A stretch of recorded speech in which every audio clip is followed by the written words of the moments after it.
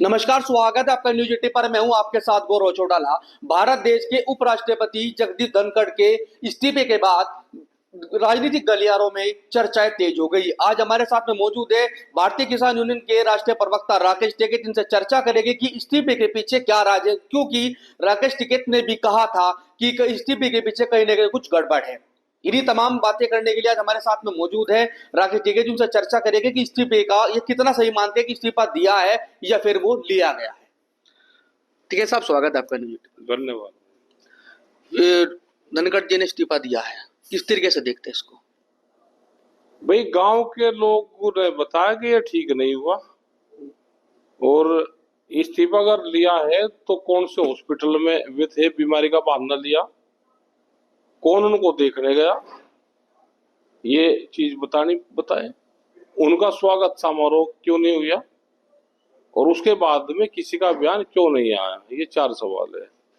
इस्तीफा, अगर वे बीमार हैं तो कौन से अस्पताल में थे, दूसरा कौन उनको देखने गया, इस्तीफा लिया या उन्होंने दिया, उनका स्वागत समारोह क्यों नहीं हुआ, विदाई समारोह होता है वो नहीं हुआ, उसके बाद में बयान किसी का क्यों नहीं है, ये 4 सवाल है। टिकैत साहब, जब धनखड़ जी ने इस्तीफा दिया तो उन्होंने अच्छे बड़े बड़े शब्दों में लिखा कि भारत के प्रधानमंत्री नरेंद्र मोदी जी की भी तारीफ की है, खूब तारीफ की है उन्होंने। भाई, जब आदमी कैद में रहे तो तारीफ भी करे, बगावत कर सके, अगर करीबी होगी तो दिखाई तो वही जाएगी जो सरकार के फायदे का सोचता होगा। अगर किसी ने अंदर कुछ कहा तो कैसे पता चलेगा? उसके बाद में क्या है भाई, जहां जिस पार्टी में है, जिस उसमें है, तो उनकी बात तो करेंगे ना। उन्होंने कहा कि मेरा स्वास्थ्य खराब का हवाला भी दिया है, कहा कि स्वास्थ्य खराब है और मैं जिम्मेदारी संभाल नहीं पा रहा हूं। कौन से अस्पताल में भर्ती, भाई कौन से हॉस्पिटल में है वो बता दे। आपकी बातचीत तो हुई होगी कुछ? नहीं, हमारी कभी बात नहीं। ये तो हमको गांव के लोगों ने बताया कि इस्तीफा दिया नहीं दिया। कौन लोग थे जिन्होंने बताया? भाई क्या, अच्छा गांव के लोग हैं तो सारे ये कि सब जाकर पूछ लो, गांव में जाओ आप। वे, ये लगता है कि किसान की बात करते थे, वे कई बार उन्होंने किसान की बात करी, तो ये लगे कि किसान की बात करने से ही उनका इस्तीफा गया है। चैनी के हम भी देखते थे पहले, वो किसानों का मुद्दा उठाते थे, उठाते थे, और किसानों का मुद्दा उठाने क्या उनके लिए सजा बन गया? हाँ, सजा बन गया, सजा बन गया।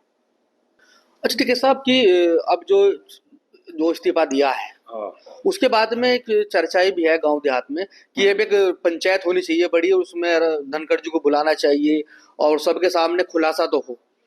किस तरीके की तैयारी है आप? ऐसा किसी ने, हमारी कोई तैयारी नहीं भाई। न इस तरह की पंचायत बुलानी चाहिए किसी को। पंचायत क्यों बुलाऊं? क्या किसी पंचायत के आदमी थे, उनकी पार्टी का मामला है अंदर का।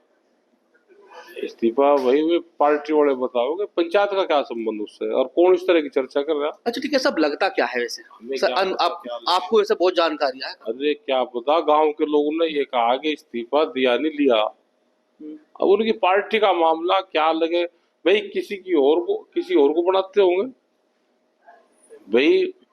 पहले ये होता था कि 5 साल लोग को अपना काम कर लिया, अब किसी को 2.5 साल के लिए दे दे, ये सरकार तो दे दे ना, 2.5 साल के लिए समझौते भी कर लेती है।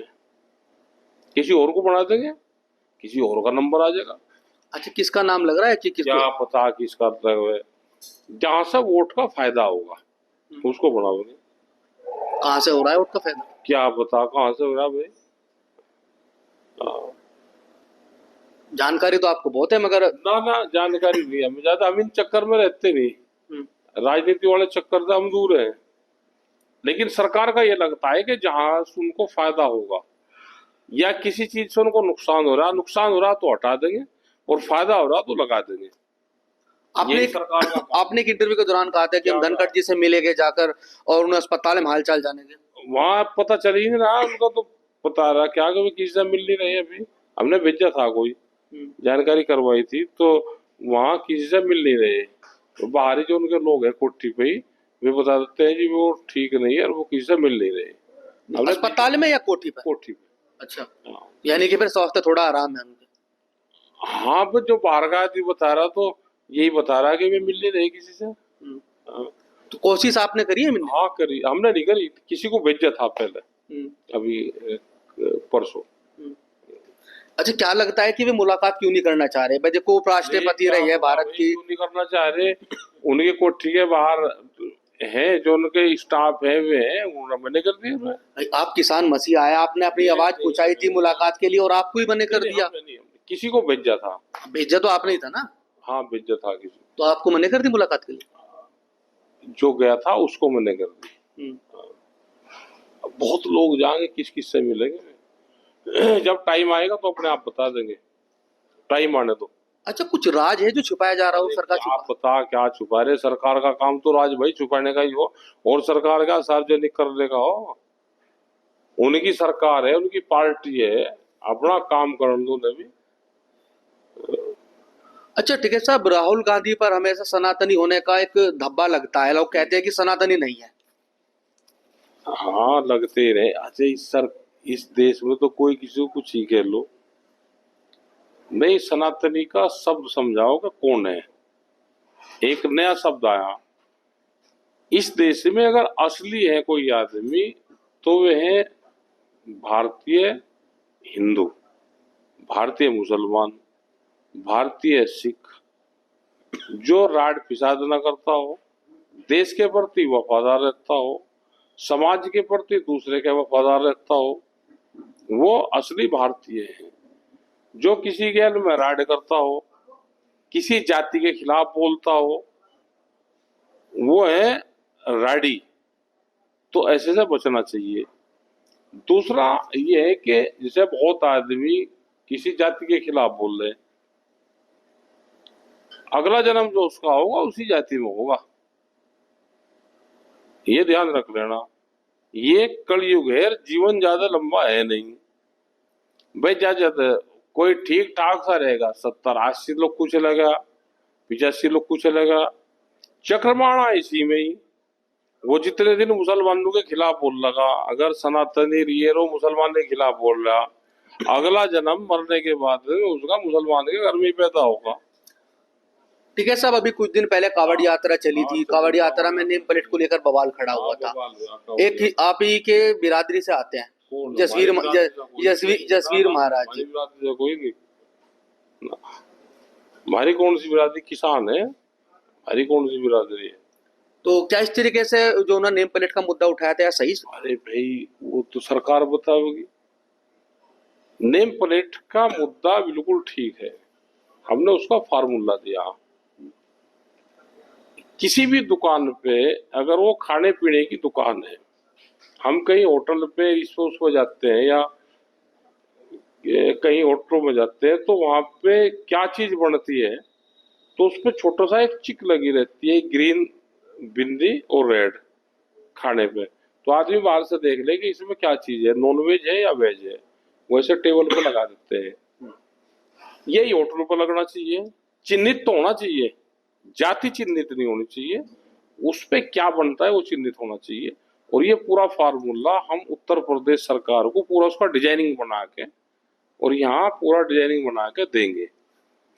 किसी भी होटल पे बाहर जो उसका बोर्ड होगा, व्हाइट कलर का बोर्ड होगा, अगर उसमें वेज बन रहा है तो ग्रीन उससे वेज लिखा जाएगा, अगर उसमें नॉन वेज बन रहा है तो रेड कलर से लिखा जाएगा, अगर उस होटल में दोनों चीज बन रही है तो फिर उसको दोनों चीज लिखो।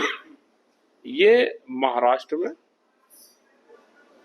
ये देखा हमने महाराष्ट्र में, वहां पे होटलों पे यही चीज लिखी रहती है, तो आदमी इंडिकेट हो जाएगा दूर से जाता हुआ चलता हुआ कि इस होटल पे दोनों चीज मिले या एक चीज मिले।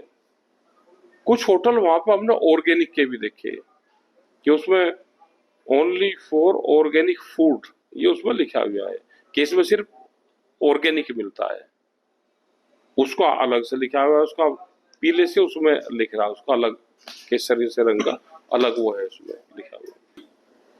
तो हमारे साथ थे राकेश टिकैत जी, उन्होंने कहा कि मैंने जानकारी तो की है, अपना आदमी भेजा था धनखड़ जी के आवास पर, इसका मतलब उनका स्वास्थ्य तो ठीक है, मगर वे अभी मुलाकात नहीं कर रहे हैं, और जल्दी हम उनसे मुलाकात के लिए भी बातचीत करेंगे और उनके पास जाएंगे। गौरव चौटाला, न्यूज़ 18, मुजफ्फरनगर। तो ये थी आज की 15 फटाफट खबरें। अगर आपको वीडियो पसंद आया तो वीडियो को लाइक, शेयर व कमेंट जरूर करें। धन्यवाद।